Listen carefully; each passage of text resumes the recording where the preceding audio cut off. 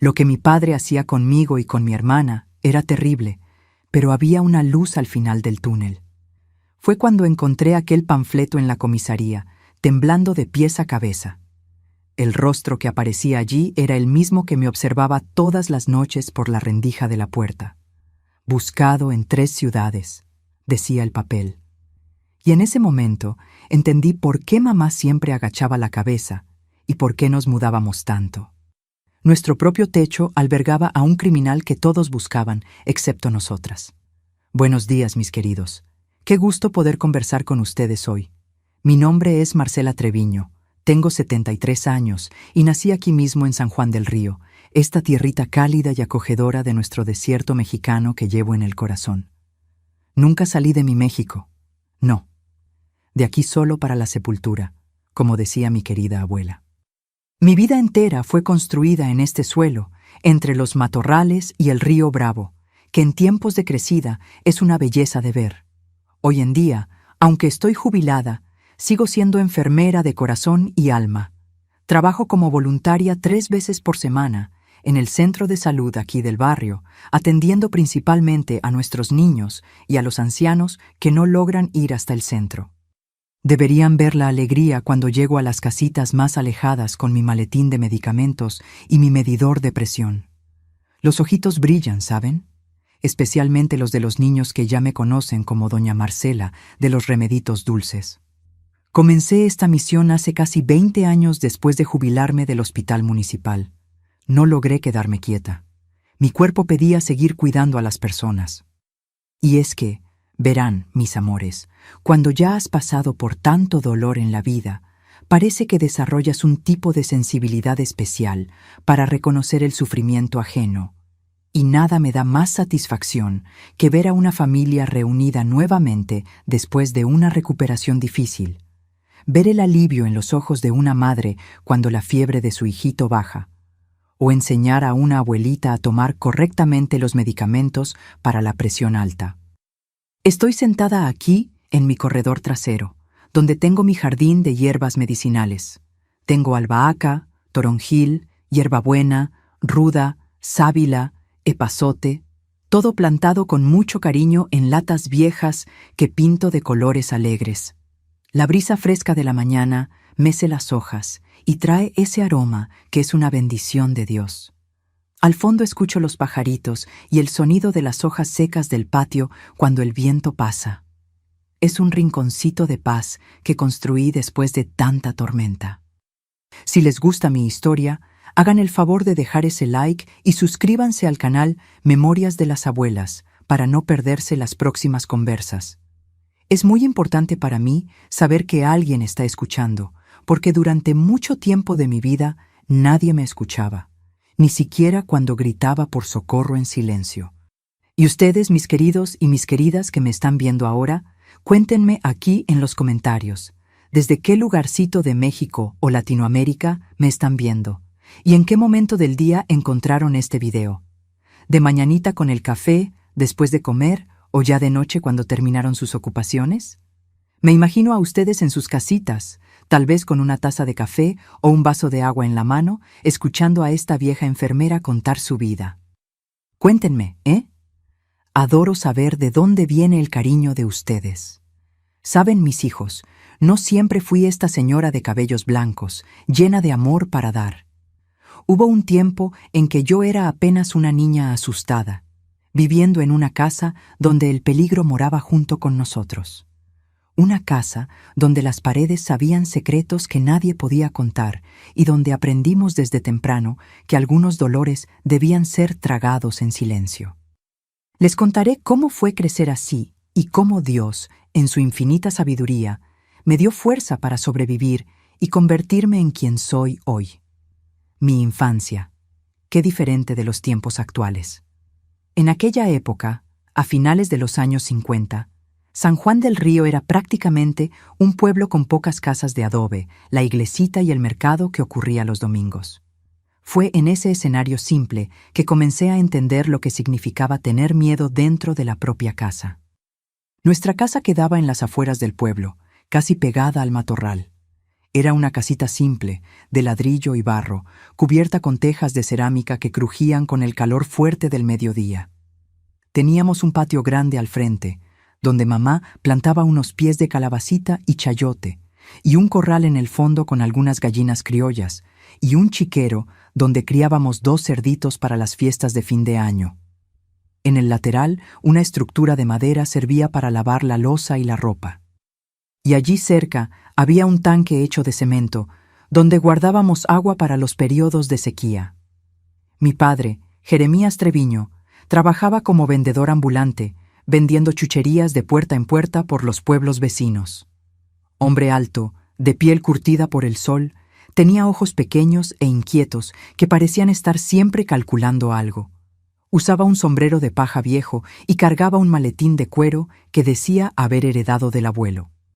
Salía temprano y a veces pasaba días fuera, visitando lugares distantes, como Valle Hermoso, Piedras Negras o hasta Monterrey.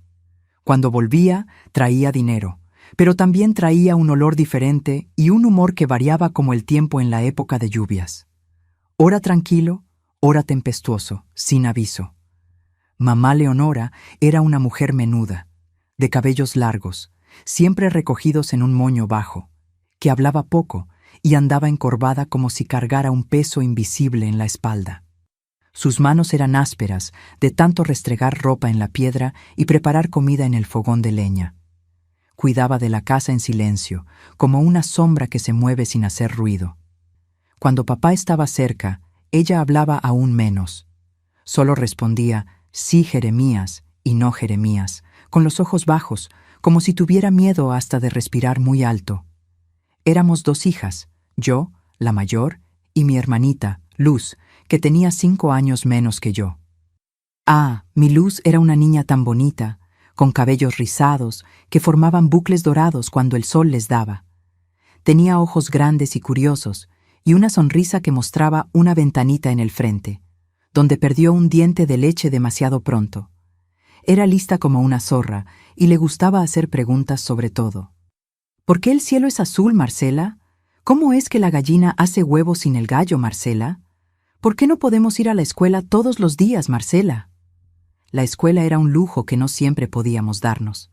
Quedaba a casi media legua de distancia, y para llegar allá teníamos que atravesar el arroyo, que en la época de lluvias se ponía demasiado lleno para pasar. La maestra, doña Jandira, era una señora paciente que enseñaba a todos los niños del pueblo en un salón. Yo adoraba cuando ella nos leía historias y nos mostraba figuras en libros viejos que guardaba como tesoros. Fue allí que aprendí a leer, escribir y hacer cuentas. Y descubrí que existía un mundo mucho mayor más allá de aquellos caminos de tierra roja. Nuestra rutina era simple. Despertábamos con el primer canto del gallo, aún oscuro. Mamá encendía el fuego para hacer el café y las tortillas de maíz con leche cuando había. Después íbamos a buscar agua en el pozo, ayudar a barrer el patio, recoger ramitas para el fogón y cuidar de las gallinas. Si papá no estaba en casa, a veces podíamos ir a la escuela. Si estaba, generalmente nos quedábamos en casa ayudando a su mamá, como él decía, con aquella mirada que no permitía discusión. Los domingos íbamos a la iglesia, todos arreglados con la mejor ropa que teníamos. Era el único día en que veía a mamá sonreír un poquito, saludando a las comadres después de misa. Recuerdo el olor a lavanda que ella ponía en nuestra ropa y el pan dulce que comprábamos de vuelta, como una pequeña celebración semanal. Después, en casa, preparábamos una comida más elaborada, con gallina o carne seca cuando se podía. Los mejores recuerdos de mi infancia eran los momentos en que papá viajaba. La casa parecía respirar más ligera. Mamá hablaba más, llegaba a cantar bajito mientras lavaba la ropa, y nosotras jugábamos libremente en el patio. Yo adoraba jugar a las muñecas con Luz. Nuestras muñecas estaban hechas de mazorcas de maíz con ropitas de retazos que mamá nos daba. También jugábamos a la casita debajo del mezquite, con ollitas improvisadas de latas viejas y comiditas hechas de barro. También tenía mis amigas del vecindario, Celestina, hija de don Durbalino, que vivía 2 casas abajo, y Ritiña, nieta de doña Nazaré, la partera del pueblo. Cuando nos juntábamos, corríamos hasta el arroyo para atrapar pececillos con sedazos o jugábamos a la ronda en el patio de la casa de una de ellas, cantando naranja dulce, limón partido o arroz con leche. Pero había sombras en esta infancia, aparentemente simple. La primera cosa extraña que noté fue cuando tenía unos 7 años. Papá volvió de un viaje más largo de lo normal, casi un mes fuera. Llegó por la noche en un coche viejo, conducido por un hombre desconocido que ni siquiera bajó para presentarse. Trajo maletas diferentes de las que llevó y parecía agitado. Esa misma semana, fuimos a vivir a una casa del otro lado del pueblo, lejos de la escuela y de mis amigas. Mamá dijo que era porque la casa era mejor, pero no parecía mejor. Era más pequeña y más escondida, al final de una calle sin salida. Otra cosa extraña era cómo papá se ponía nervioso cuando alguien tocaba a la puerta. Él siempre mandaba a mamá a atender, pero antes espiaba por la rendija de la ventana, con una expresión que mezclaba miedo y rabia. Y ay de quien mencionara su nombre completo cerca de extraños. Cierta vez, cuando yo dije Jeremías Treviño a la dueña de la tienda donde comprábamos víveres, me llevé una bofetada al llegar a casa que dejó mi labio hinchado por días.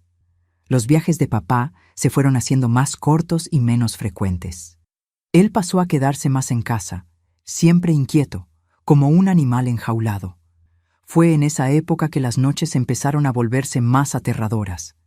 Él comenzó a verificar si estábamos dormidas, entrando en nuestro cuarto tarde por la noche. Decía que era para asegurarse de que estábamos seguras, pero sus pasos pesados me despertaban y yo fingía dormir, sintiendo un frío extraño en el estómago cuando él se acercaba.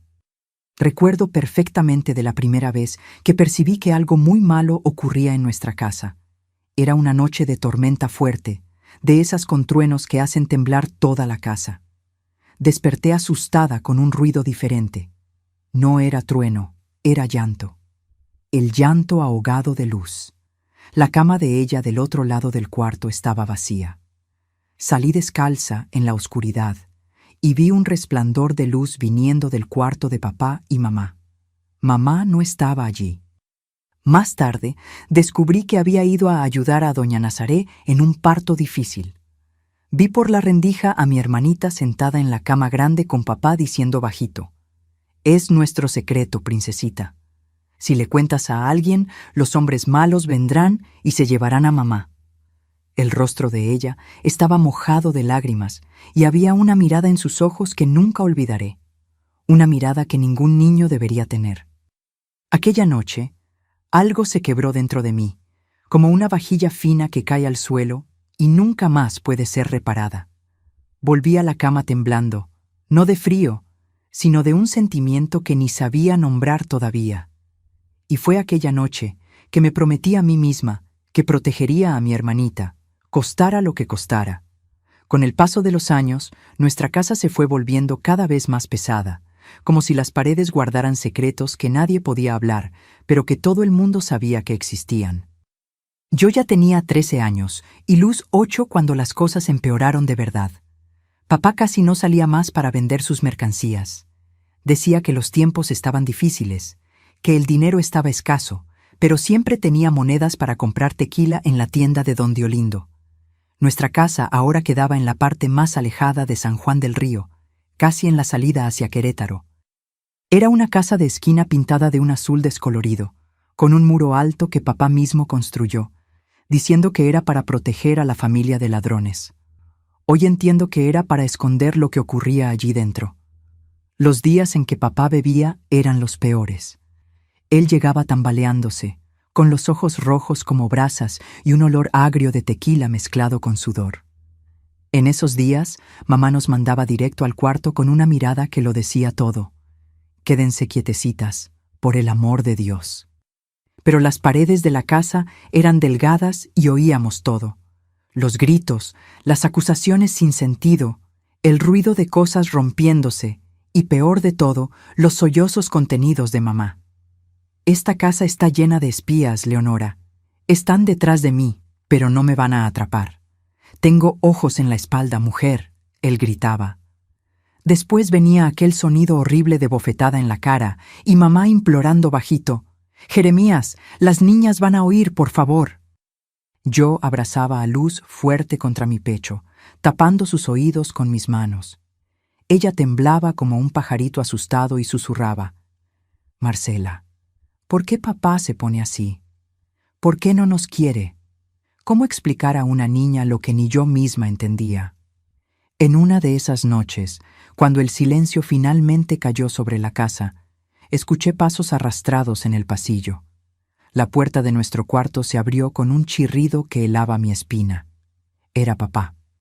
Fingí que dormía, como siempre hacía, pero esta vez él no fue hasta la cama de Luz como en las otras noches. Vino hasta la mía. «Sé que estás despierta, Marcela», dijo con la voz pastosa. «Ya eres grandecita, una mujer, necesitas ayudar más en la casa». Sentí el peso de él cuando se sentó en la orilla de mi cama y el olor a tequila era tan fuerte que me daba náuseas.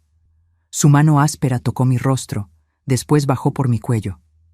«Tan parecida a tu madre cuando era joven». Mi corazón latía tan fuerte que pensé que él podía oírlo. En ese momento, como una bendición divina, oímos la voz de mamá llamando desde la puerta de la cocina: «Jeremías, hay un hombre que quiere hablar contigo». Papá se levantó de un salto, maldiciendo bajito: «¿Quién es a esta hora?». Salió del cuarto apresurado y yo finalmente pude respirar. Al día siguiente, cuando desperté, papá no estaba en casa. Mamá dijo que había salido deprisa aún de madrugada, llevando una maleta. «Va a quedar unos días fuera», explicó sin mirarme a los ojos. Había un corte en la esquina de su boca y una mancha morada en el brazo, pero no pregunté nada. Aprendí temprano que ciertas preguntas solo traían más problemas. Aquellas semanas sin papá fueron como un respiro de aire fresco. Luz volvió a sonreír y a cantar sus cancioncitas mientras jugaba con las muñecas de mazorca. Mamá estaba tensa, aunque siempre miraba hacia el camino, como si esperara ver a papá surgir en cualquier momento. Yo hasta conseguí volver a la escuela por algunos días, donde la maestra comentó cómo estaba atrasada en los estudios, pero que tenía una buena cabeza para aprender. Fue en una de esas idas a la escuela que todo comenzó a cambiar. En el camino pasé por la única comisaría del pueblo, un edificio pequeño con una placa desgastada en el frente. Lo que me llamó la atención fue un papel nuevo pegado en la pared externa, un cartel con fotos de hombres buscados por la justicia. Paré para mirar por curiosidad y fue cuando mi mundo se derrumbó. Allí, entre otras fotos, en blanco y negro, estaba el rostro de papá. No había duda, la misma mirada dura, el mentón cuadrado, las entradas en la frente. Debajo de la foto estaba escrito: Jeremías Álvarez Castro, también conocido como Jeremías Treviño o Jerónimo Méndez, buscado por crímenes en Ciudad de México, Monterrey y Guadalajara. Me quedé paralizada con las piernas débiles. No era solo el hecho de ver a mi padre allí, sino el nombre diferente: Jeremías Álvarez Castro. ¿Quién era ese hombre que vivía en nuestra casa? ¿Qué había hecho en esas otras ciudades? ¿Y por qué usaba nuestro apellido, Treviño? ¿Estás interesada en los buscados, niña? La voz me asustó. Era don Apolonio, el comisario, un hombre de bigote grisáceo y ojos cansados. Es bueno estar atenta. Hay gente peligrosa por ahí. Este de aquí, señaló la foto de papá, es un desgraciado que se aprovecha de familias, finge que es vendedor ambulante, gana confianza y después, bueno, mejor que no sepas, ya hizo daño a mucha gente en otras ciudades. Estamos tras él hace tiempo. Tragué en seco, sintiendo la garganta cerrada. ¿Y qué hizo?, logré preguntar, con la voz casi desapareciendo. El comisario me miró de arriba abajo, como si evaluara si yo tenía edad para oír. Cosas malas con mujeres y niños, niña. Dios me libre de entrar en detalles. Pero si ves a alguien parecido, corre y avísame. No te acerques, ¿eh? Salí de allí sin ni siquiera agradecer, con la cabeza dando vueltas y el estómago revuelto. No fui a la escuela aquel día. Me senté a la sombra de un mezquite a la orilla del arroyo y lloré hasta no tener más lágrimas. todo tenía sentido ahora. Los cambios repentinos, el miedo que papá tenía a los extraños, la prohibición de decir su nombre completo, las visitas nocturnas a nuestro cuarto. Él no era quien decía ser. Y lo que hacía con nosotras, con Luz, con mamá, no era cosa de padre, era cosa de monstruo. Aquella tarde, cuando volví a casa, miré todo con ojos diferentes. Mamá estaba en la cocina amasando la masa de pan. Luz jugaba en el patio con piedritas, organizándolas en hileras. Y yo cargaba un secreto demasiado pesado para mis hombros jóvenes. «Mamá», llamé bajito, «necesito contarte una cosa». Ella me miró asustada. Las manos llenas de harina se detuvieron en el aire. «¿Qué pasó, Marcela? ¿Ocurrió algo en la escuela?» «Vi a papá en un cartel en la comisaría», dije de una vez, con otro nombre, diciendo que es buscado. El rostro de ella perdió todo el color. Sus manos comenzaron a temblar, dejando caer harina en el suelo. «Estás inventando historias, niña. Ve a lavarte la boca con jabón». «Es verdad, mamá. Él es Jeremías Álvarez Castro, no Treviño, e hizo cosas malas en otras ciudades. El comisario lo dijo». Mamá vino hasta mí con pasos rápidos y me dio una bofetada en el rostro que dejó mi cabeza zumbando. «Nunca más repitas eso. Nunca más», siseó entre dientes. Después se arrodilló frente a mí, agarrando mis brazos con fuerza. «Si tu padre se entera de que andas hablando con gente de la comisaría, él se irá y se llevará a Luz». «¿Quieres eso? ¿Quieres que se lleve a tu hermanita?» Fue como un balde de agua fría. «No, mamá, claro que no». «Entonces, olvida lo que viste. No es de nuestra incumbencia lo que ocurrió antes. Él es nuestro sustento, nuestro sostén. Sin él, nos morimos de hambre o vamos a la calle». Vi en sus ojos algo que nunca había percibido antes. No era solo miedo, era complicidad. Ella sabía, tal vez no todo, pero lo suficiente, y había elegido quedarse callada. Aquella noche fue la más larga de mi vida.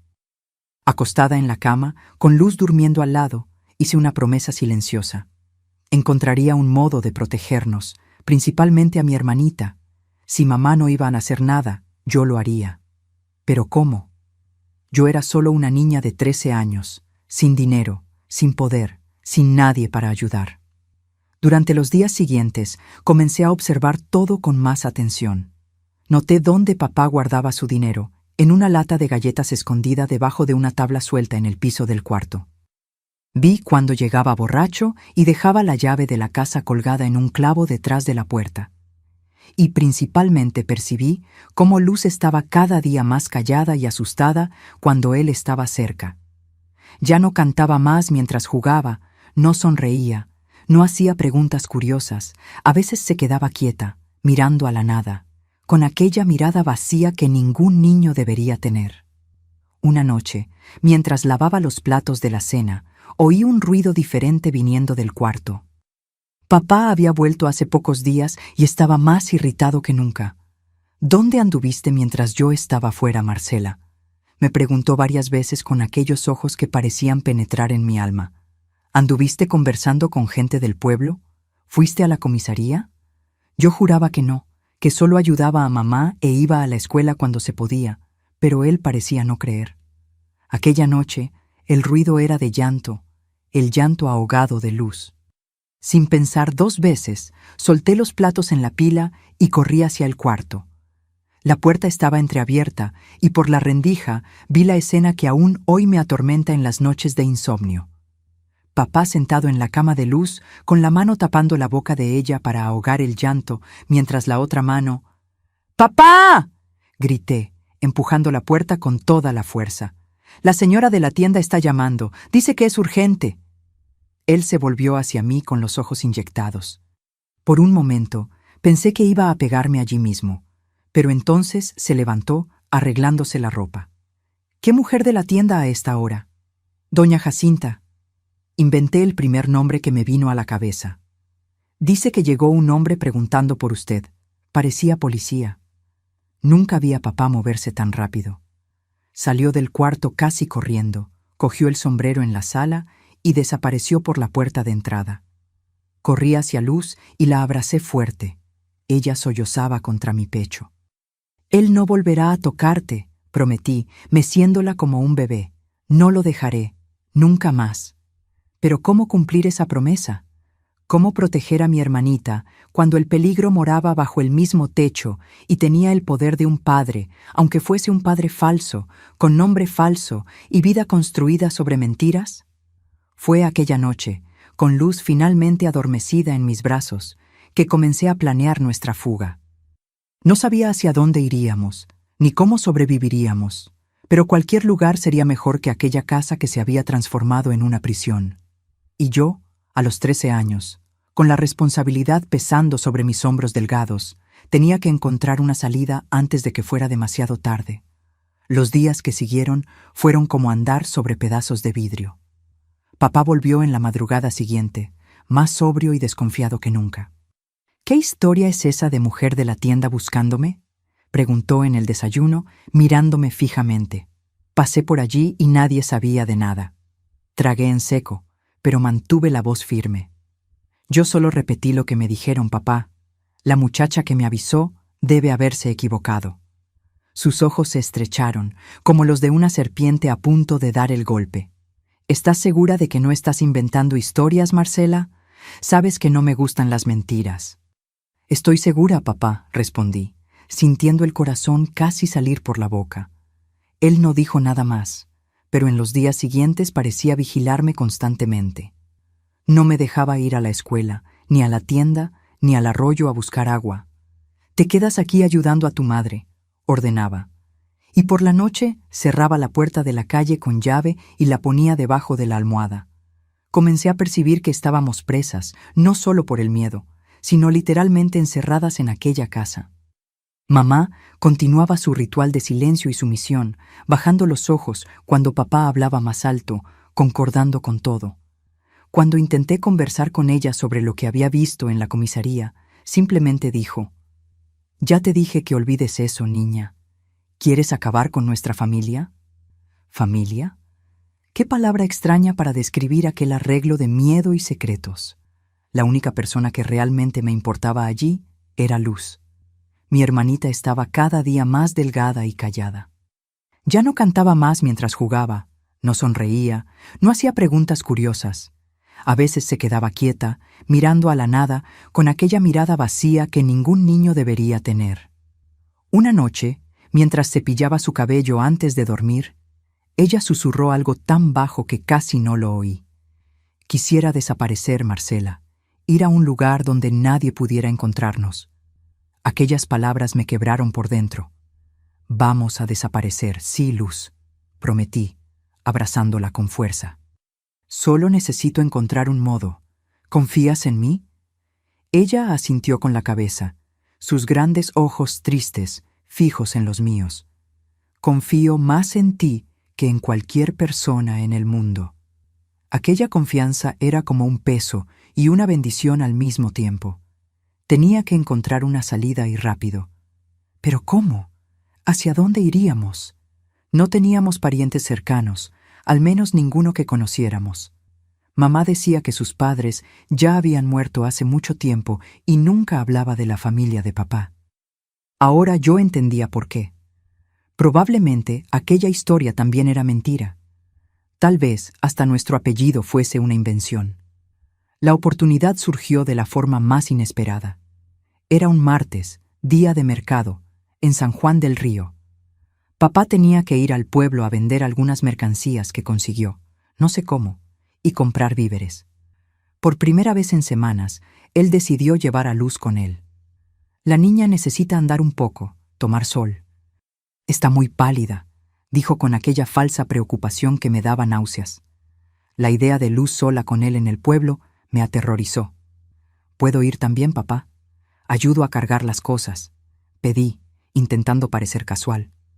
«No, tú te quedas y ayudas a tu madre con el lavado de ropa. Hay un montón esperando». Él respondió seco. Cuando ellos salieron, quedé al borde de la desesperación. Mamá estaba en el patio, tendiendo sábanas en el cordel. Fui hasta ella, decidida a intentar una vez más. «Mamá, usted sabe lo que él hace con Luz, ¿no?» Ella continuó colgando la ropa como si no me hubiera oído, pero vi sus manos temblar. Mamá, por el amor de Dios, él es un criminal. Está escrito allí en la comisaría. Y lo que hace con nosotras, con Luz, no está bien. Usted lo sabe. Ella se volvió hacia mí de repente, y por primera vez vi algo más allá del miedo en sus ojos. Vi rabia. ¿Y qué quieres que haga yo, Marcela?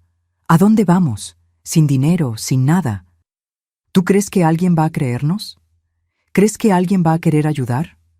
Podemos ir a la casa de la abuela en Monterrey, sugerí, mencionando a la madre de ella que nunca habíamos visitado, pero de quien mamá hablaba a veces. Ella soltó una risa amarga. ¿Qué abuela, niña? Mi madre murió hace años. Esa historia es solo para que ustedes tengan alguna esperanza. Fue como una bofetada en la cara, una mentira más, una puerta más cerrada. Entonces lo denunciamos, le contamos todo al comisario, insistí. ¿Y quién va a creernos? Una mujer sin estudios y 2 niñas contra un hombre que es respetado en el pueblo. Eres muy inocente, Marcela. El mundo no funciona así. Bueno, pero el comisario ya sabe que él es buscado. Hay un cartel allí. ¿Y tú crees que él va a preocuparse por lo que ocurre dentro de nuestra casa? Cosas así ocurren en todas partes, niña. A nadie le importa. Me quedé parada, sintiendo el sabor amargo de la impotencia. Mamá volvió a colgar la ropa, como si aquella conversación nunca hubiera existido. Percibí entonces que no podía contar con ella. Si quería salvar a Luz y a mí misma, tendría que actuar sola. Aquella tarde rebusqué en la casa, buscando cualquier cosa que pudiera ayudarnos.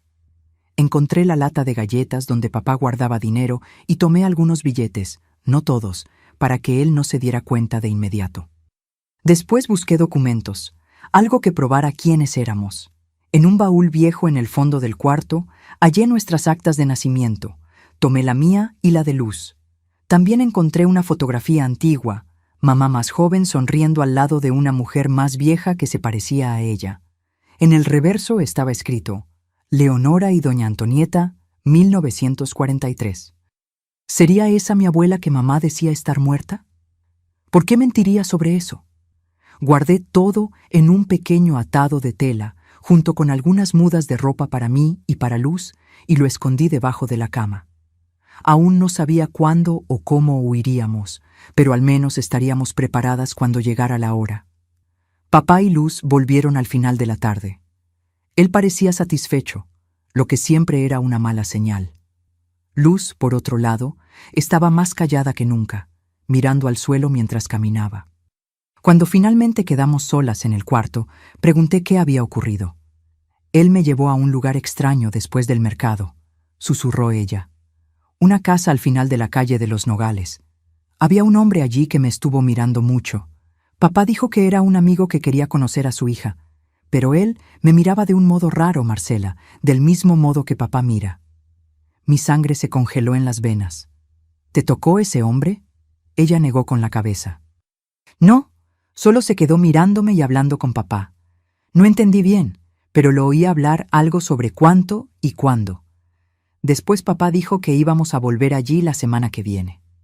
En aquel momento supe que no teníamos más tiempo. Lo que fuera que papá estuviera planeando ocurriría en la próxima semana. La idea era tan horrible que ni conseguía formularla en pensamientos. Aquella noche apenas conseguí dormir. Oí a papá y mamá discutiendo en la cocina, las voces ahogadas por las paredes delgadas. «Es una buena cantidad, mujer. Resuelve nuestros problemas», decía él. «Pero es Luz, nuestra hija». La voz de mamá temblaba. «¿Y desde cuándo eso te importó? Te quedas callada cuando voy al cuarto de ellas, ¿no? Al menos así, ella va a servir para algo». El sonido de una bofetada, seguido del llanto contenido de mamá. Después, silencio. Un silencio más aterrador que cualquier grito. En la mañana siguiente, papá anunció que necesitaba viajar a Monterrey. «Negocio importante», explicó. «Vuelvo en 3 días». Miró para nosotras 3 con aquellos ojos duros. «No salgan de casa». ¿Entendieron? Por nada en este mundo. Cuando él salió, mamá estaba con el rostro hinchado y un corte en el labio. Intentó actuar normalmente preparando el café, pero sus manos temblaban tanto que derramó agua por el suelo de la cocina. «¡Mamá!», llamé bajito cuando Luz fue al patio. «¿Qué va a hacer él con Luz? ¿Qué historia es esa de volver a aquella casa la semana que viene?». Ella me miró con ojos vacíos, como si su alma hubiera sido succionada. «La va a vender, Marcela, a un hombre de Monterrey que le gustan las niñas pequeñitas». Fue como si el mundo se hubiera derrumbado. Aun sabiendo de las maldades de papá, nunca imaginé que llegaría a ese punto. «¿Y usted va a dejar?», pregunté, la voz embargada de rabia y desesperación. Ella no respondió. Apenas continuó barriendo el suelo, las lágrimas cayendo silenciosas por el rostro lastimado. En aquel instante, tomé mi decisión. No esperaríamos más. Era ahora o nunca. «Voy a llevarme a Luz lejos de aquí», anuncié, «hoy mismo». Para mi sorpresa, mamá no intentó impedirme. Apenas me miró largamente, como si me viera de verdad por primera vez. Después fue hasta el cuarto y volvió con un pequeño envoltorio. «Toma. Es el dinero que guardé todos estos años escondido de él». Era una cantidad pequeña, pero mayor de lo que yo había conseguido tomar. «Lleva a Luz a Monterrey. Busca la casa en la calle de las Flores, número 18. Pregunta por doña Antonieta Castro. Di que eres su nieta». «¿Viene usted con nosotras?», pregunté. Un último hilo de esperanza. Ella negó con la cabeza lentamente. «No puedo. Él me encontraría. Y a ustedes también. Alguien necesita quedarse para distraerlo, para dar tiempo a que se vayan lejos».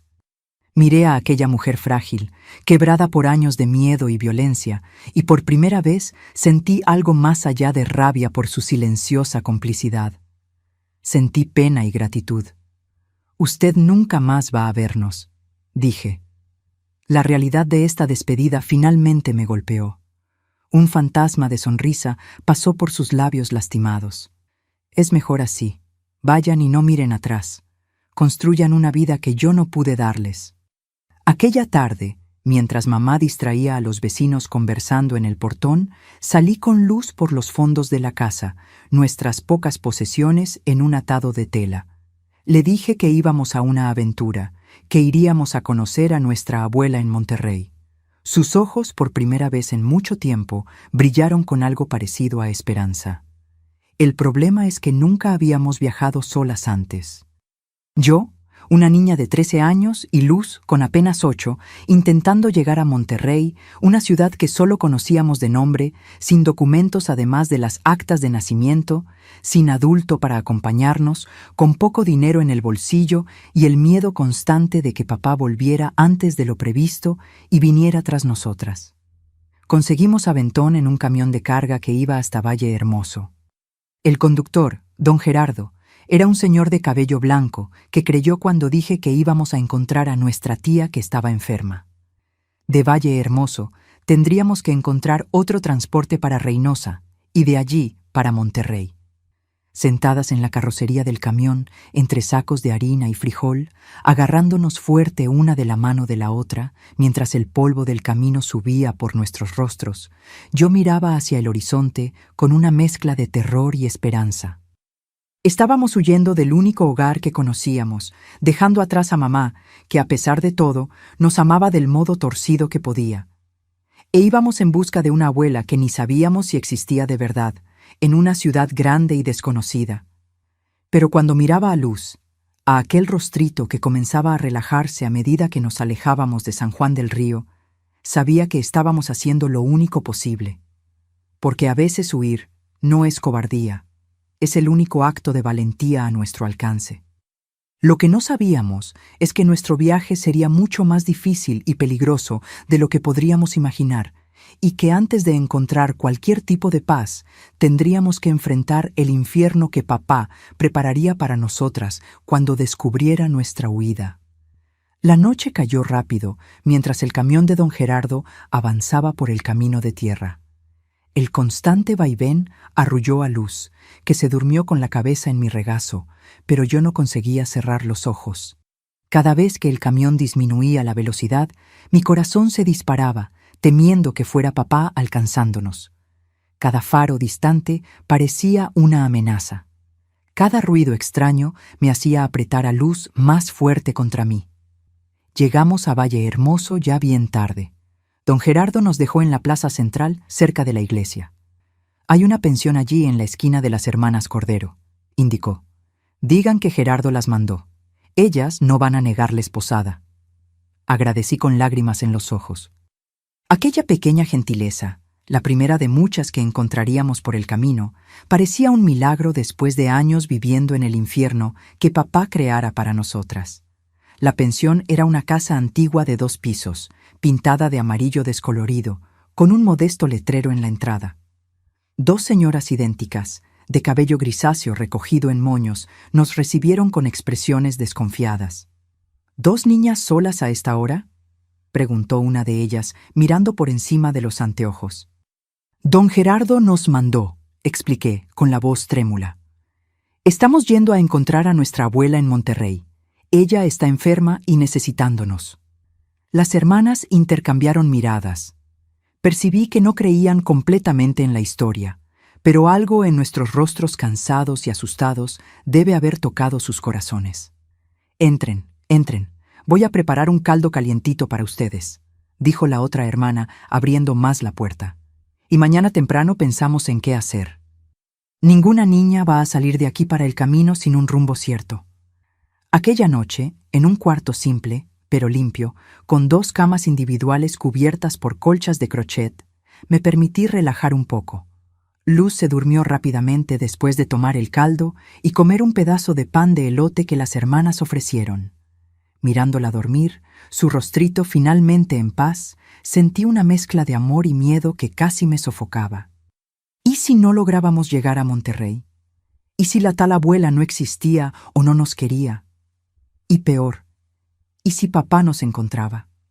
Tomé la foto que había robado de casa, mamá joven al lado de la supuesta doña Antonieta, y me quedé mirando aquellos rostros sonrientes de un tiempo en que tal vez hubiera esperanza. ¿Sería esa realmente nuestra abuela? ¿Por qué mamá mentiría sobre que estaba muerta? Tantas preguntas y nadie para responderlas.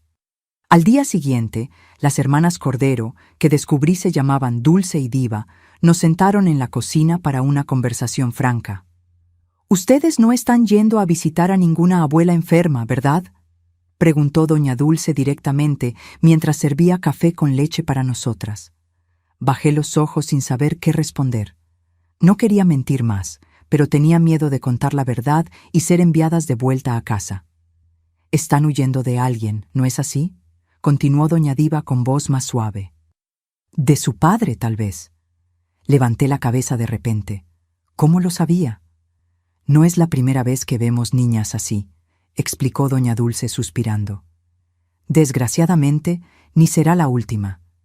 Este mundo tiene mucho hombre malo, hija mía, y algunos de los peores son los que deberían proteger a la propia familia».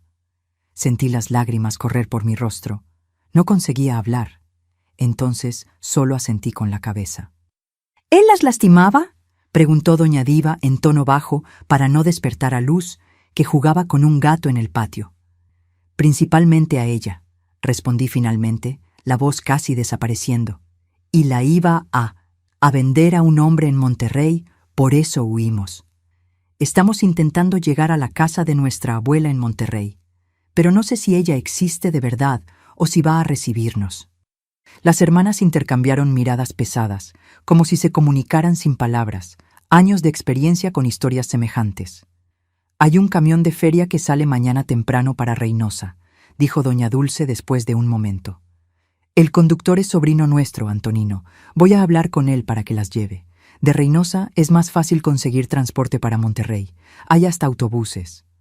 «No tenemos mucho dinero», confesé avergonzada. «No te preocupes por eso ahora».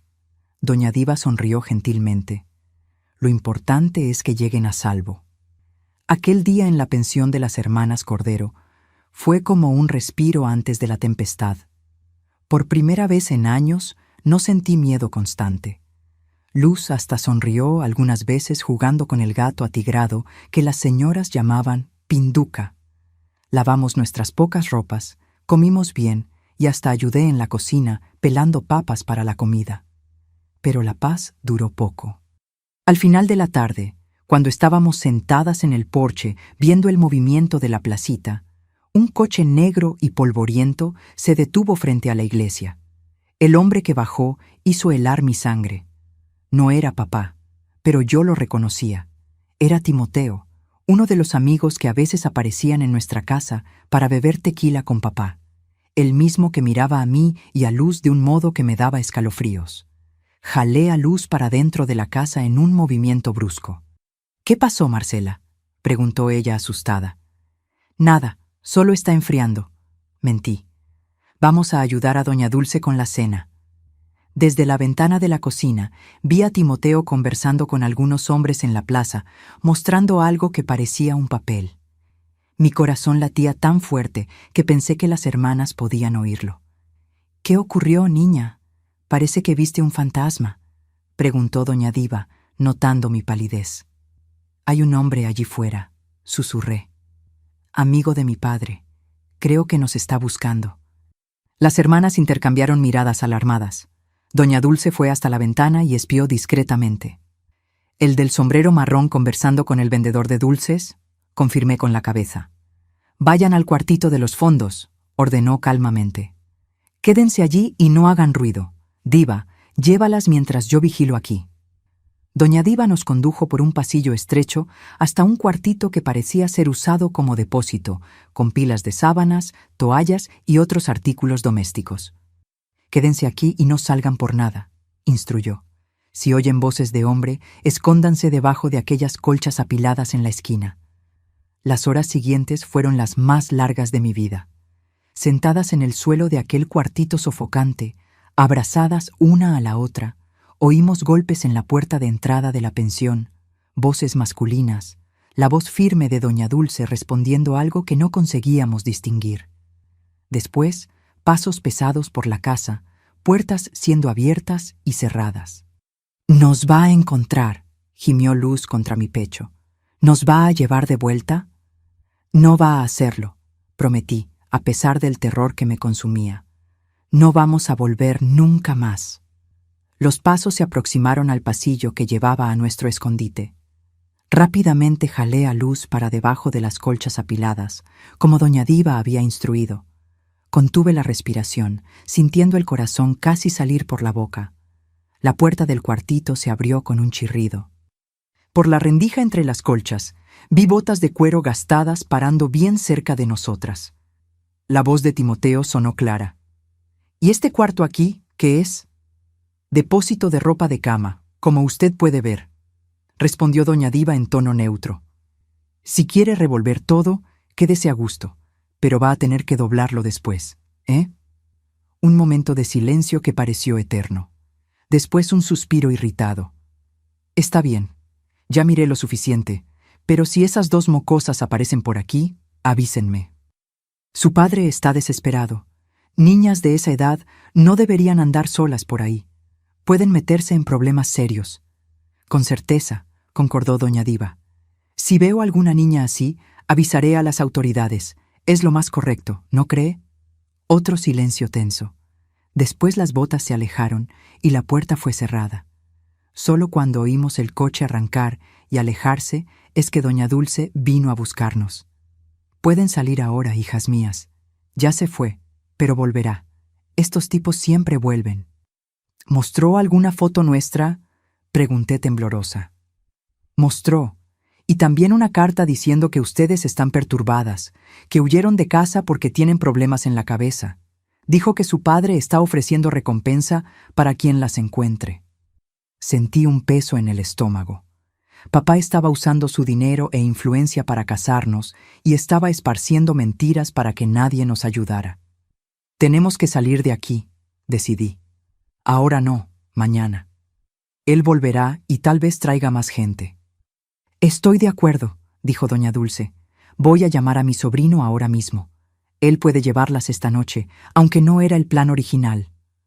En menos de una hora estábamos despidiéndonos de las hermanas Cordero. Ellas nos dieron un atado con comida, una botella de agua y algo que me dejó sin palabras, un sobre con dinero. No podemos aceptar, dije intentando devolverlo. Pueden y lo harán, insistió doña Diva. Es nuestro diezmo de este mes. En vez de darlo a la iglesia, lo estamos dando a quien realmente lo necesita. Dios va a entender. Abracé a las dos señoras con lágrimas en los ojos y Luz hizo lo mismo. ¿Cómo podemos agradecer?, pregunté. Encuentren un lugar seguro, respondió doña Dulce. Y cuando crezcan, ayuden a otras niñas que lo necesiten. Así es como el bien se multiplica en este mundo. El camión de Antonino era más pequeño y más viejo que el de don Gerardo. El muchacho, un hombre callado de cerca de 30 años, nos ayudó a subir en la carrocería, donde había algunos sacos de harina y maíz. Pueden esconderse ahí atrás si ven algún coche sospechoso, instruyó. El viaje es largo hasta Reynosa y el camino no es de los mejores. Partimos en la quietud de la noche, dejando Valle Hermoso atrás. El camino era realmente malo, lleno de baches y polvoriento, sacudiendo el camión como si estuviéramos en un mar tempestuoso. Agarré a Luz con fuerza, intentando protegerla de los sobresaltos más fuertes. En algún momento de la madrugada, cuando la luna ya iba alta en el cielo, oí el ruido de motor detrás de nosotras. Estirando el cuello, vi dos faros aproximándose rápidamente. «¡Antonino!», grité golpeando en la cabina. «¡Hay un coche viniendo!». Él miró por el retrovisor y aceleró. El coche también aumentó la velocidad. «¡Escóndanse!», gritó. Jalé a Luz para detrás de los sacos de harina, cubriéndonos lo mejor que pude. El coche se aproximó tanto que conseguíamos oír el motor rugiendo, casi pegado a la parte trasera del camión. «Es él», gimió Luz. «Es papá». No era posible ver desde donde estábamos escondidas, pero el miedo de Luz me contagió también. ¿Sería que papá había vuelto antes de lo previsto? ¿Sería que Timoteo lo había avisado? El camión hizo una curva cerrada, lanzándonos contra el lateral de la carrocería. Oí un grito de Luz, no de susto, sino de dolor. Cuando miré, vi que su brazo había golpeado un clavo saliente, abriendo un corte que sangraba abundantemente. «Mi brazo, Marcela», lloró ella. Rasgué un pedazo de mi falda para hacer un torniquete improvisado, pero la sangre continuaba brotando. Necesitábamos parar, conseguir ayuda. ¿Pero cómo? Con aquel coche persiguiéndonos. En aquel momento, como respuesta a una plegaria no pronunciada, el camión hizo otra curva, y entonces el milagro. El coche que nos perseguía siguió de frente, en el camino principal. No era para nosotras, era apenas otro viajero con prisa, tomando la carretera que llevaba a Ciudad Victoria. Golpeé desesperadamente en la cabina. «Antonino, mi hermana se lastimó, está sangrando mucho». Él detuvo el camión en el arcén y vino a verificar. Cuando vio la herida de Luz, su rostro generalmente impasible se contrajo de preocupación. «Necesitamos un médico. Hay un poblado pequeño a unos 20 minutos de aquí, Río Bravo. Voy a llevarlas directo al centro de salud de allá». Durante aquel viaje hasta Río Bravo, sostuve a Luz en mis brazos, rezando como nunca había rezado antes. Ella estaba pálida y débil, la sangre empapando el trapo que yo había amarrado. «No me dejes, Luz», susurré en su oído. «Prometo que lo lograremos. Vamos a encontrar a la abuela. Vamos a tener una vida nueva, solo no me dejes». El poblado era realmente pequeño.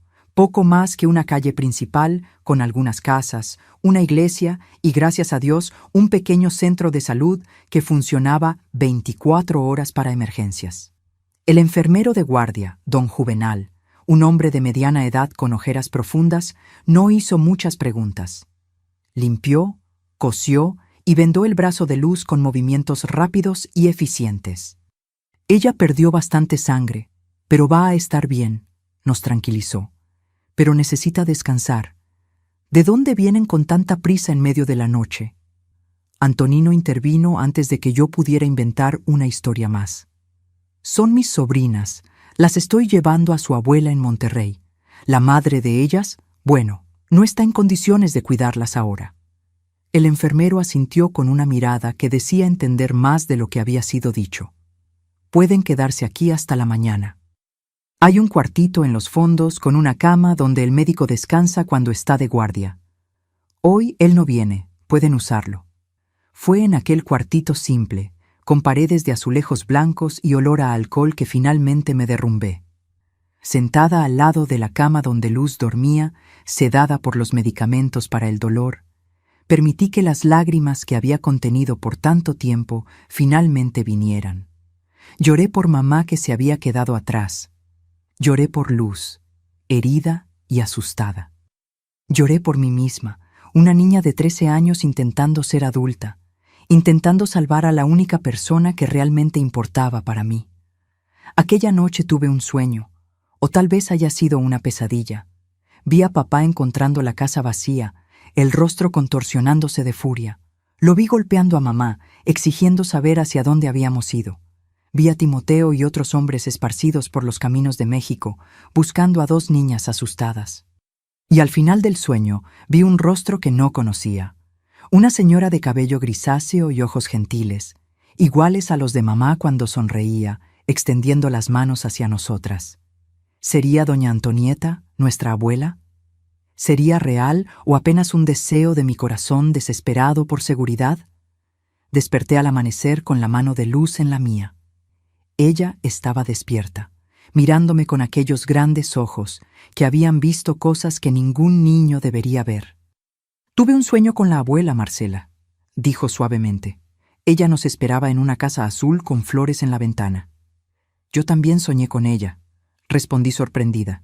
«¿Será que es una señal?» Luz asintió solemnemente.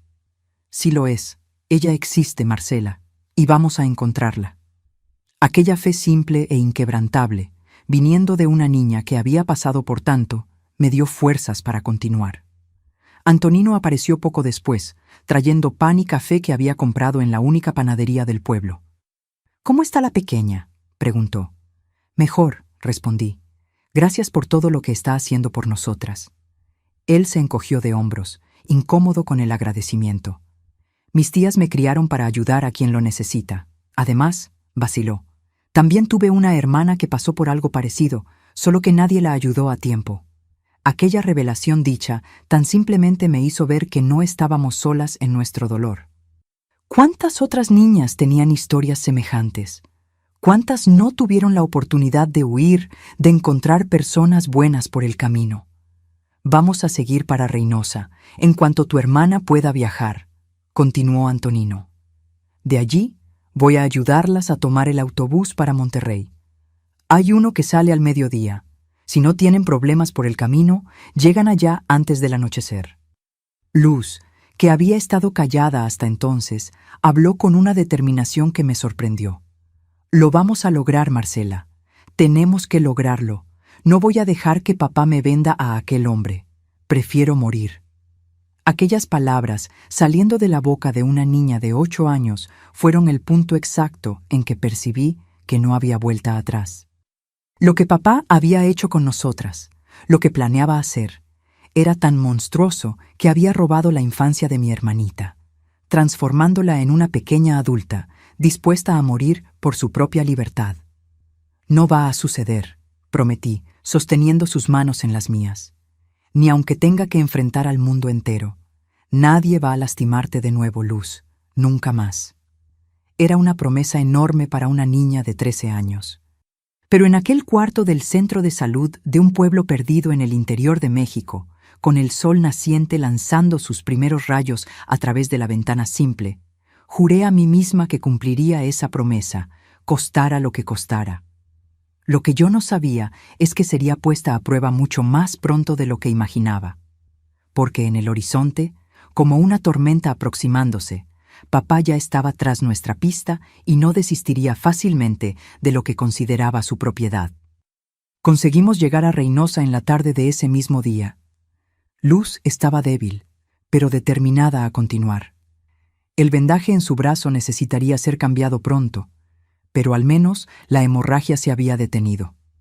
Antonino nos llevó directamente a la terminal de autobuses, un edificio simple con una taquilla y algunos bancos de madera donde los pasajeros esperaban. «Hay un autobús para Monterrey saliendo en 1 hora», informó después de verificar. Voy a comprar los pasajes para ustedes. No necesita gastar su dinero, protesté. Sus tías ya nos ayudaron tanto. Es el dinero de ellas mismo, sonrió por primera vez desde que lo conocimos. Me lo dieron para garantizar que lleguen bien y prometí que lo cumpliría. Mientras esperábamos, Antonino nos compró pan con queso y jugo en una tiendita cercana. Comimos en silencio, los tres sentados en un banco alejado, donde podíamos observar quién llegaba sin ser fácilmente vistas. Cuando lleguen a Monterrey, dijo finalmente, tengan cuidado. Es una ciudad grande, muy diferente de lo que ustedes conocen. Tomen un taxi directo a la dirección de su abuela. No hablen con extraños, no digan de dónde vienen ni por qué están solas. Asentí, sintiendo el peso de la responsabilidad. Monterrey era apenas un nombre para mí. Nunca había ido a una ciudad grande, nunca había andado en taxi, nunca había navegado un lugar desconocido sola. ¿Y si nuestra abuela no está allá?, preguntó Luz, verbalizando el miedo que yo intentaba ignorar.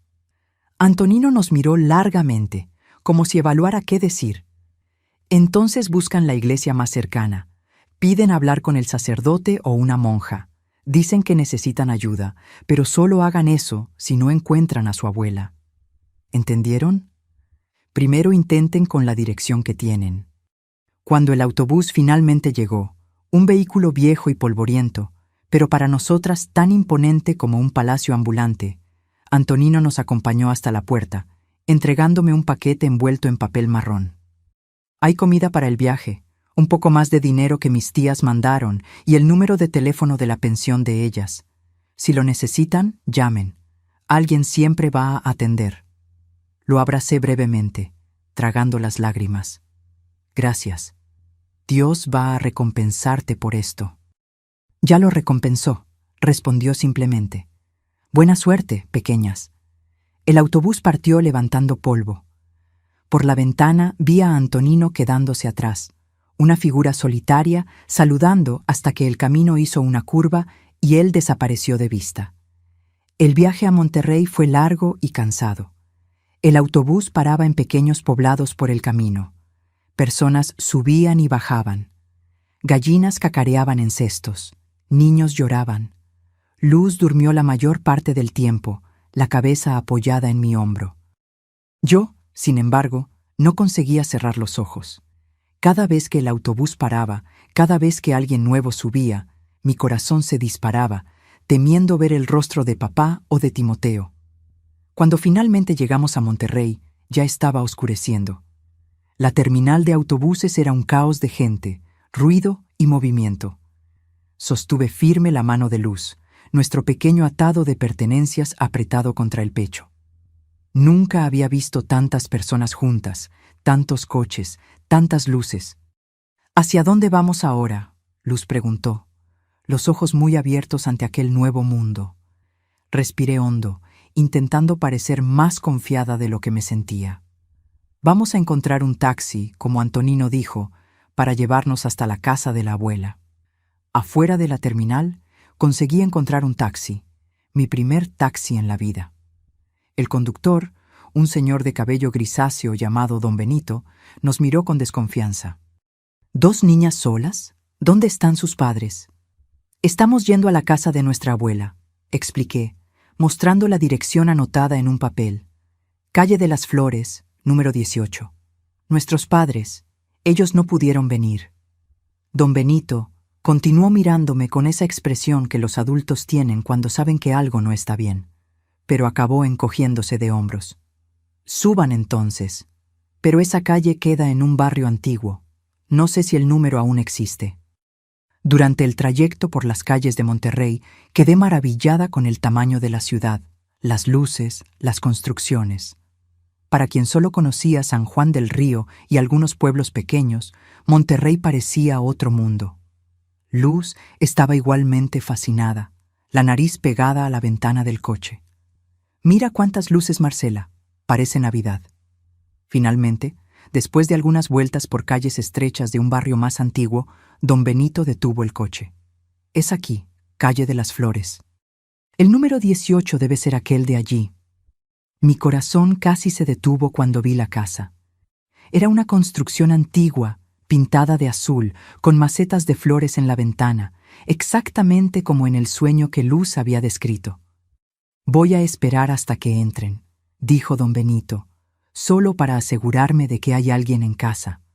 Con las piernas temblorosas, sostuve la mano de Luz y caminé hasta el portón de hierro labrado. Toqué el timbre una vez, 2 veces. Nada sucedió. La casa parecía silenciosa, con apenas una luz débil visible a través de las cortinas de la sala. «No hay nadie», murmuró Luz, la voz quebrándose de decepción. «¿Vamos a intentar una vez más?», insistí tocando el timbre nuevamente. Fue entonces que oímos pasos lentos aproximándose. La puerta de entrada se abrió y una señora apareció. Aún con poca luz, la reconocí inmediatamente de la fotografía. Era ella, doña Antonieta, nuestra abuela, más vieja, los cabellos completamente blancos ahora, pero con los mismos ojos gentiles. «¿Quién está ahí?», llamó con voz trémula de edad. «¿Doña Antonieta?», pregunté, aproximándome más. Somos Marcela y Luz, hijas de Leonora». Hubo un momento de silencio absoluto. Entonces, la señora llevó las manos al rostro, un sollozo escapando de sus labios. «Dios mío, las niñas de Leonora, mis nietas».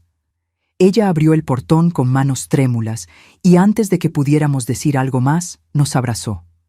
Era un abrazo frágil, de brazos delgados y manos callosas por el tiempo, pero era el abrazo más seguro y acogedor que jamás habíamos sentido. «Entren, entren», insistió, las lágrimas corriendo libremente por el rostro arrugado. «¿Cómo llegaron aquí? ¿Dónde está Leonora? ¿Vino con ustedes?». Hice una señal a don Benito, que esperaba en el taxi. Él asintió y partió, aparentemente satisfecho por vernos recibidas. Dentro de la casa de doña Antonieta, el tiempo parecía haberse detenido.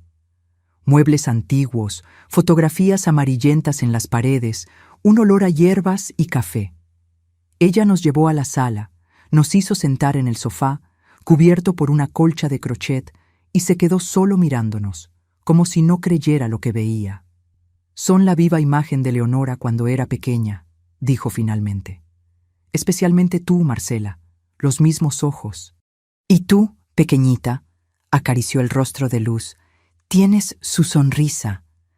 «¿Usted es realmente nuestra abuela?», Luz preguntó, la voz llena de esperanza. «Sí lo soy, mi querida, madre de tu mamá. Hace más de 15 años que no veo a Leonora, desde que se fue con aquel hombre», su voz falló. «Pero díganme, ¿cómo llegaron aquí? ¿Cómo me encontraron?». Fue entonces que tuve que contar todo. No planeaba revelar nuestra historia tan pronto, pero las preguntas de ella exigían respuestas, y algo en los ojos de aquella señora me decía que podíamos confiar. Conté sobre papá, sobre lo que nos hacía, sobre descubrir que era buscado en varias ciudades, sobre su plan de vender a Luz. Conté sobre nuestra huida, sobre las personas buenas que habíamos encontrado por el camino, sobre la dirección que mamá nos dio. Mientras hablaba, doña Antonieta lloraba silenciosamente, las manos apretando un pañuelo viejo. «Jeremías Álvarez Castro», murmuró cuando terminé. Lo sabía. Siempre supe que era un hombre malo. Intenté impedir que Leonora se fuera con él, pero ella estaba encantada. Decía que él le daría una vida mejor. Qué vergüenza, mi hija, no proteger a sus propias hijas. Ella nos ayudó a huir, defendía a mamá. Dio el dinero que tenía guardado. Dio la dirección de usted. Dijo que se quedaría para distraerlo, para darnos tiempo. Doña Antonieta asintió lentamente. Algo bueno quedó en ella entonces, gracias a Dios. Aquella noche, después de un baño caliente, el primero en días, y de una comida decente, dormimos en una cama de verdad, con sábanas limpias que olían a lavanda. Luz se durmió casi inmediatamente, exhausta del viaje y aún débil por la herida. Yo, sin embargo, permanecí despierta por un tiempo, mirando al techo, intentando procesar todo lo que había sucedido. ¿Estábamos seguras? ¿Realmente seguras? ¿Papá nos encontraría aquí? ¿Y qué sucedería con mamá cuando él descubriera hacia dónde habíamos ido? A la mañana siguiente desperté con el olor de café fresco y pan de elote. Por un momento quedé desorientada, sin reconocer dónde estaba. Entonces recordé. Estábamos en la casa de la abuela en Monterrey, lejos de papá. En la cocina encontré a doña Antonieta preparando el desayuno. Luz ya estaba sentada a la mesa comiendo pan y tomando leche. Parecía mejor, con un poco más de color en las mejillas. «Buenos días, mi querida», sonrió la abuela. «¿Dormiste bien?» «Sí, señora», respondí aún no totalmente a gusto para llamarla abuela, aunque Luz ya lo hacía naturalmente. «Gracias por todo». «No necesitas agradecer. Ustedes son mis nietas. Deberían haber venido aquí hace mucho tiempo». Vaciló como si eligiera las palabras. «Marcela, después del desayuno, necesitamos hablar sobre lo que vamos a hacer». La conversación ocurrió en la sala, mientras Luz jugaba en el pequeño patio trasero con un gato atigrado que la abuela llamaba Romeo. Doña Antonieta me explicó que era viuda hace muchos años. Vivía de la pensión del marido, que había sido funcionario de correos. La casa era propia, pequeña, pero confortable. Y ella estaba sola desde que su única hija, Leonora, había partido con Jeremías. «Nunca acepté a aquel hombre», confesó. Había algo en sus ojos, algo frío, calculador. Cuando Leonora dijo que se iría con él, que se casarían, intenté impedírselo. Peleamos fuertemente. Ella me acusó de querer impedir su felicidad. Salió dando un portazo, jurando que nunca más volvería. Por años intenté encontrarla. Mandé cartas a todos los lugares donde sospechaba que pudieran estar. Nunca obtuve respuesta. Ella nos dijo que usted había muerto, conté, sintiéndome culpable por revelar una mentira más de mamá. Doña Antonieta cerró los ojos como si aquello fuera un dolor físico. Entiendo. Era más fácil para ella decir eso que admitir que había cortado relaciones conmigo, o tal vez él la haya obligado a decirlo. Creo que fue él, concordé. No le gustaba que habláramos con nadie. Vivíamos prácticamente aisladas. Ella se quedó pensativa. «Marcela, ustedes pueden quedarse aquí conmigo. Esta casa es de ustedes también». Pero, vaciló, Jeremías vendrá a buscarlas. Si él sabe de esta dirección, es solo cuestión de tiempo hasta que aparezca. El miedo volvió, helado y familiar. ¿Qué haremos entonces? «Vamos a la policía», decidió. «Hoy mismo.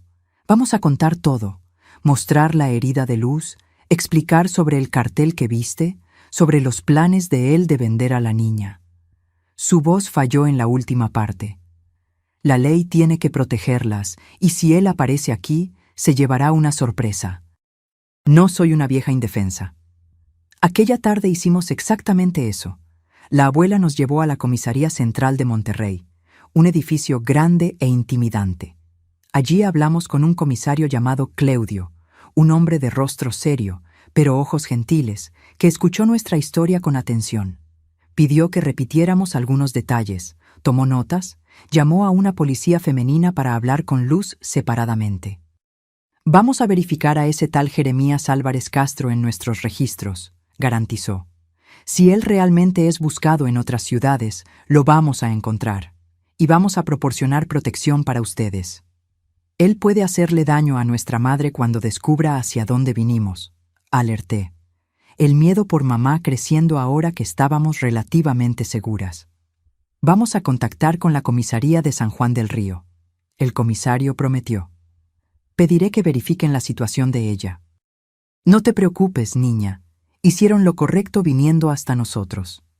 En los días que siguieron, vivimos en una extraña mezcla de miedo y esperanza.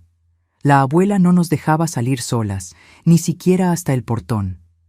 Cambiamos el vendaje de Luz en un centro de salud cercano, donde una médica gentil llamada doña Elena no solo cuidó de la herida, sino que también hizo un informe detallado para anexar a nuestra denuncia en la policía. «Tu hermanita va a estar bien», me aseguró, «pero quedará una cicatriz. Algunas heridas nunca desaparecen completamente, apenas se vuelven parte de quienes somos». Una semana después de nuestra llegada, el comisario Claudio Vino personalmente a la casa de la abuela, se sentó con nosotras en la sala y nos dio la noticia que cambiaría todo. Confirmamos que Jeremías Álvarez Castro es buscado por crímenes en 3 ciudades diferentes en México, explicó. Crímenes graves contra mujeres y niños. Él ya ha usado por lo menos 4 nombres diferentes en los últimos años. Y vaciló, mirando a la abuela, como si pidiera permiso para continuar. Puede hablar, comisario. Ella lo alentó. Ellas necesitan saber toda la verdad. Contactamos con la comisaría de San Juan del Río. Cuando fueron a verificar la situación de la madre de ustedes, no encontraron a nadie en la casa. Los vecinos dijeron que hubo una pelea fea, que oyeron gritos y después silencio. Jeremías fue visto saliendo del pueblo al día siguiente solo. Mi corazón pareció congelarse en el pecho. ¿Y mamá? ¿Dónde está mamá? El comisario bajó los ojos. Aún no lo sabemos, Marcela. La estamos buscando, pero deben estar preparadas. Puede no ser una buena noticia cuando la encontremos. Las lágrimas vinieron sin aviso, un río incontrolable. Luz, que estaba jugando en el cuarto, vino corriendo al oír mi llanto. ¿Qué pasó, Marcela? ¿Qué ocurrió? No conseguí responder. Fue la abuela quien la abrazó, quien explicó con palabras simples que mamá estaba desaparecida, que la policía la estaba buscando. Aquella noche, después de que Luz finalmente durmió, lloré hasta no tener más lágrimas. La abuela se quedó a mi lado, acariciando mi cabello, murmurando palabras de consuelo. No es tu culpa, mi querida. Salvaste a tu hermana, hiciste lo que pudiste. Pero abandonamos a mamá, sollocé. Ella se quedó para protegernos y ahora... Leonora hizo una elección, Marcela. La elección de una madre que al final quiso proteger a sus hijas. No le quites eso. Fue el último acto de amor que ella pudo ofrecer. 2 semanas después, recibimos la noticia que temíamos. El cuerpo de mamá había sido encontrado enterrado en el patio de nuestra antigua casa. Jeremías había desaparecido, y ahora era buscado no solo por los crímenes antiguos, sino también por asesinato. El duelo fue un proceso largo y doloroso. Luz, tan joven, a veces preguntaba cuándo mamá vendría a visitarnos. Otras veces despertaba llorando a medianoche, llamándola. Yo me sentía dividida entre el dolor de la pérdida y la responsabilidad de intentar ser fuerte para mi hermanita. La abuela fue nuestra ancla en aquel periodo. Con paciencia infinita, ella cuidó de nuestras heridas físicas y emocionales. Nos matriculó en la escuela local, compró ropa nueva, nos enseñó a cocinar platos simples. Por la noche nos contaba historias sobre mamá cuando era pequeña, cómo era estudiosa, cómo le gustaba cantar, cómo soñaba con ser maestra algún día. Su madre era una niña dulce antes de conocer a aquel hombre, decía. Lo que ocurrió después, el miedo, la sumisión, eso no era ella de verdad. Quiero que se acuerden de la Leonora que podría haber sido, no de aquella que el miedo transformó. Un mes después de nuestra llegada, cuando ya comenzábamos a crear una nueva rutina, el timbre sonó a media tarde. La abuela fue a atender mientras yo ayudaba a Luz con la tarea en la cocina. Oímos voces y entonces la abuela me llamó. En la sala estaba el comisario Claudio, acompañado de otro policía. Sus rostros estaban serios, pero había un brillo diferente en sus ojos, algo como satisfacción. «Arrestamos a Jeremías», anunció sin rodeos. Estaba intentando cruzar la frontera hacia Estados Unidos. No fue fácil, resistió, pero está preso. Y con las evidencias que tenemos, inclusive los testimonios de ustedes y el informe médico sobre los abusos, no va a salir tan pronto. Fue como si un peso inmenso fuera retirado de mis hombros. Luz, que había entrado a la sala detrás de mí, corrió a mis brazos, escondiendo el rostro contra mi vientre. La abuela se sentó, las piernas súbitamente débiles. ¿Es verdad? ¿Él ya no podrá encontrarnos? Pregunté aún sin creer completamente. Nunca más, garantizó el comisario. Y hay más. Encontramos en su coche documentos que prueban que planeaba vender a Luz a un hombre en Monterrey. Documentos falsos ya preparados. Todo está comprobado. Su pena va a ser aún más larga. En los meses que siguieron, tuvimos que testificar varias veces, participar en audiencias, enfrentar la mirada de extraños que conocían nuestra historia. Fue difícil, doloroso, pero necesario. A cada paso del proceso judicial recordaba las palabras de doña Diva allá en la pensión en Valle Hermoso. Encuentren un lugar seguro y cuando crezcan ayuden a otras niñas que lo necesiten. Era eso lo que estaba haciendo, ayudando a otras niñas al garantizar que un monstruo como papá se quedara lejos de ellas. El juicio final ocurrió casi un año después de nuestra huida. Jeremías fue condenado a 30 años de prisión, sin derecho a libertad condicional.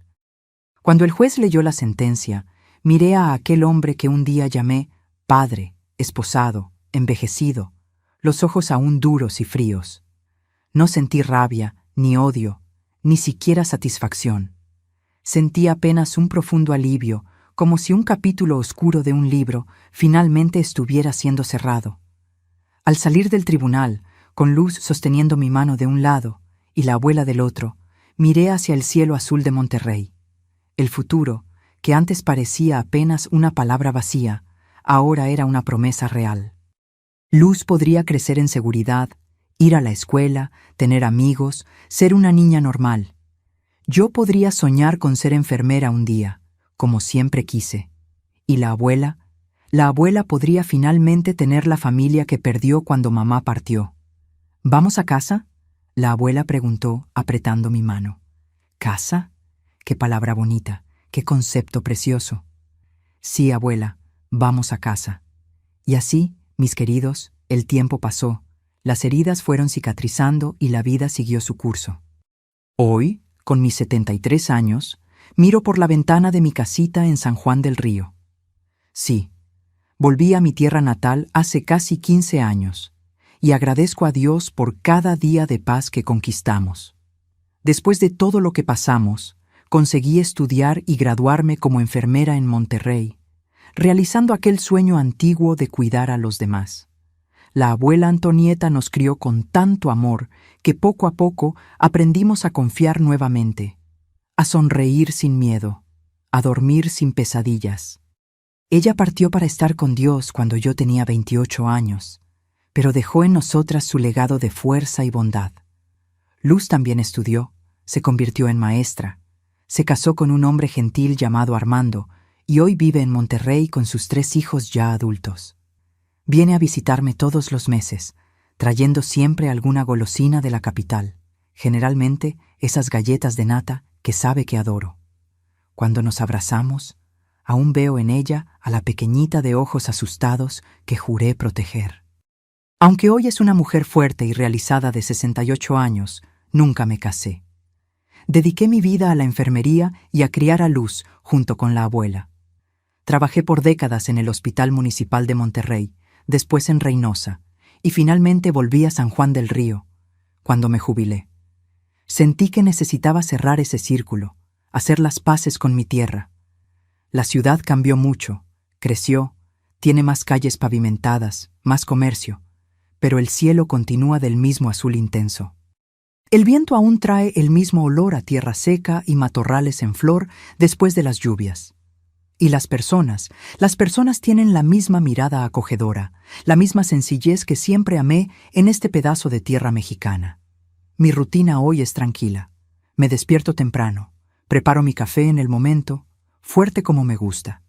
Cuido de mi jardín de hierbas medicinales, donde planto un poco de todo: albahaca, romero, menta, toronjil.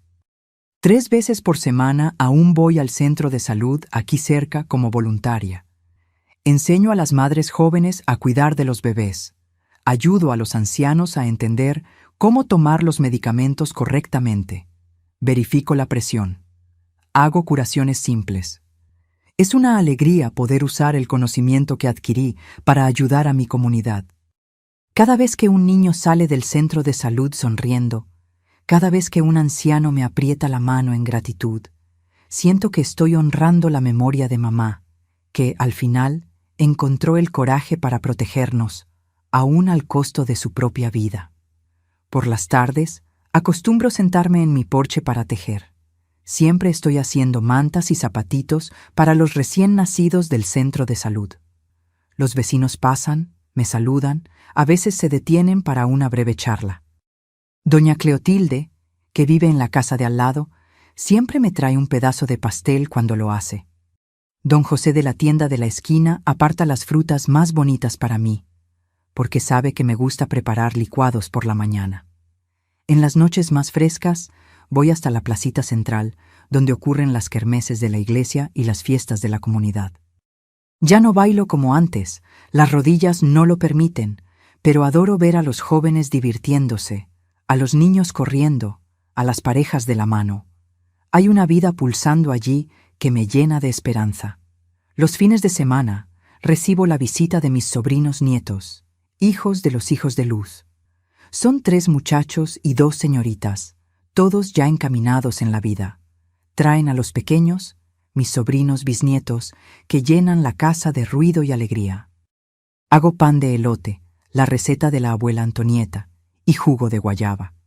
Nos sentamos todos en el porche y cuento historias del México antiguo, de las leyendas del desierto, de las fiestas de San Juan que eran tan diferentes de las de hoy.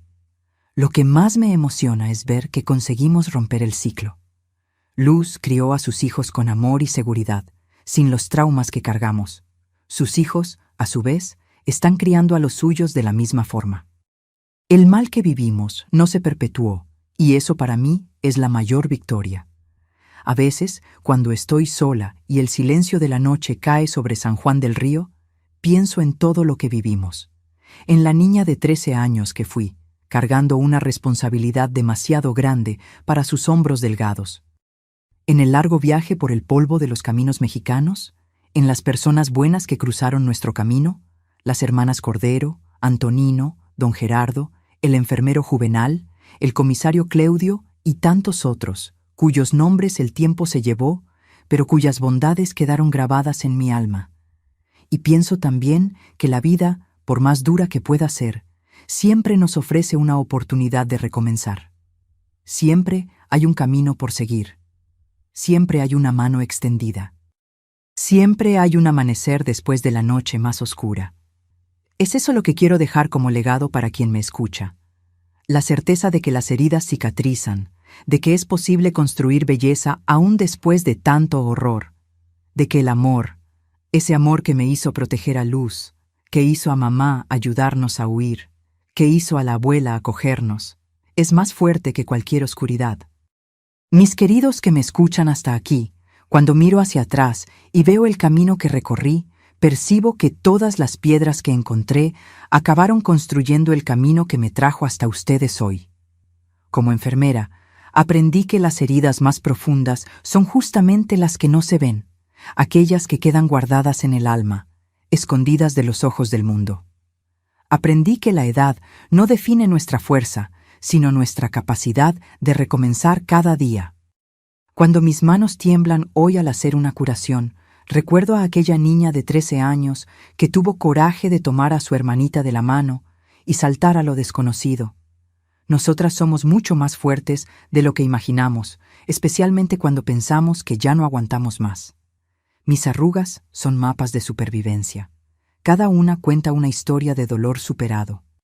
Y cuando veo en los ojos de los pacientes aquel mismo miedo que yo conocía también, sé exactamente cómo acoger, cómo hacer que se sientan seguros, porque la vida me enseñó que hasta en la oscuridad más profunda, nuestra luz interior nunca se apaga completamente.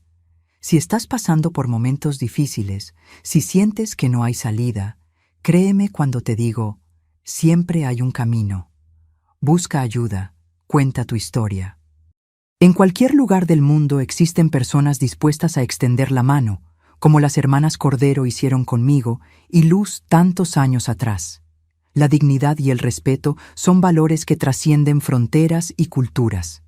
Descubrí que somos más fuertes de lo que imaginamos, especialmente cuando pensamos que ya no aguantamos más. El tiempo no cura todas las heridas, pero nos enseña a vivir con ellas, y aún así sonreír.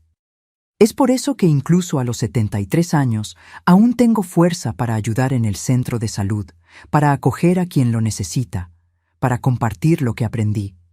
Mi historia no es sobre lo que me hicieron, sino sobre cómo elegí responder. Elegí la curación, no solo para mí, sino para todos los que puedo alcanzar con mis manos de enfermera. Elegí transformar el dolor en compasión, el miedo en coraje, el trauma en sabiduría. Y tú, mi querido, mi querida, que me ves ahora, dime qué dolor puedes transformar en fuerza hoy. ¿Qué herida puede convertirse en cicatriz de victoria? Piensa en eso y cuéntame en los comentarios. Quiero mucho leer tus historias de superación, tus momentos de cambio, tus recomienzos.